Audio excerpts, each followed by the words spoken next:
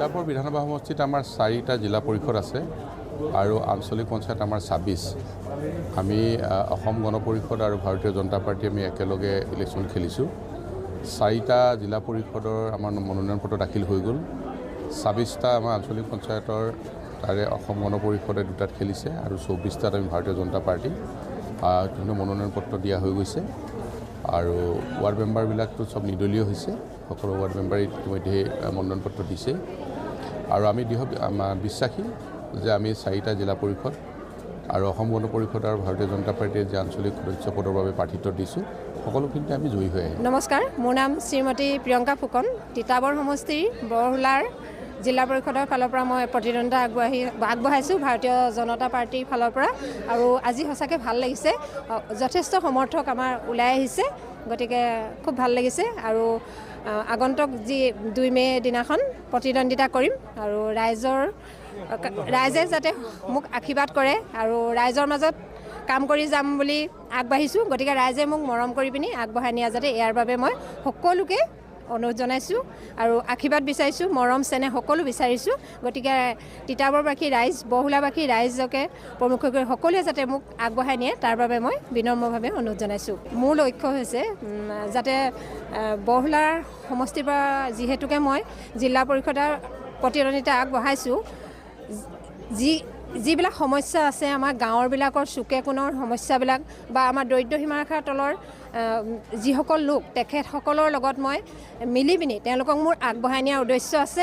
আৰু ৰাস্তা পদূলি, খোৱা পানী যিখিনি সমস্যা আছে, সেই সমস্যাখিনি মই মুখ্যমন্ত্ৰী ডাঙৰীয়ালৈ আগবঢ়াই দিম আৰু তেখেতলোকৰ দ্বাৰা লাগি কৰি হ'লেও আনি পিনি গাঁৱৰ মাজত মানে কাম বিলাই দিয়াৰ মোৰ এটা মন আছে। আৰু গাঁৱৰ যিখিনি উন্নয়ন সেইখিনি কৰিবলৈ আগবঢ়াই নিম বুলি আশা কৰিছোঁ। আৰু যি স্বচ্ছতাৰ দিশতো মই অকণমান আগবঢ়াই নিম বুলি ভাবিছোঁ। মই 64 ঠেঙাল জিলা পৰিষদ। প্ৰস্তুতিটো আমি ঠিকেই চলাইছোঁ আৰু ৰাইজৰ সহযোগিতা বিচাৰিছোঁ। ৰাইজে এইবাৰ নতুন এজন প্ৰাৰ্থী বিচাৰিছে, গতিকে আমি ৰাইজৰ সেৱা কৰি যাম বুলি আমি ভাবিছোঁ। গতিকে সেইকাৰণে আমি আগবাঢ়ি যাম, সকলোৱে সহযোগিতা কামনা কৰিছোঁ। মোৰ প্ৰতিদ্বন্দ্বী শ্ৰীমতী ৰীতা শইকীয়া বাইদেউ, তেখেত কংগ্ৰেছ দলৰ। তেখেতৰ লগত প্ৰতিদ্বন্দ্বিতা হ'ব, কাৰণ তেখেতে আজি 15 বছৰে এইটো জিলা পৰিষদ দখলত আছে। তেখেতক আমি ৰাইজক বুজাম যে অটক দেনে তেখেতে কি কৰিলে, কি নাই কৰা, সকলোৱে দেখিছে নিশ্চয়। আৰু আমাৰ চৰকাৰখনে যিবিলাক আঁচনি দি ৰাইজৰ মাজলৈ আনি আছে, সেইবিলাকতো ৰাইজে বুজি পাইছে। আজি অৰুণোদয় পাইছে, ঘৰ পাইছে, আত্মনিৰ্ভৰ অসমৰ আঁচনি ধৰণৰ বিভিন্ন ধৰণৰ আঁচনি পাইছে।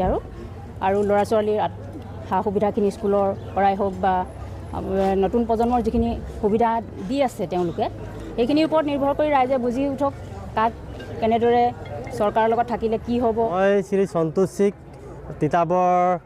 তিতাবৰ জিলা পৰিষদ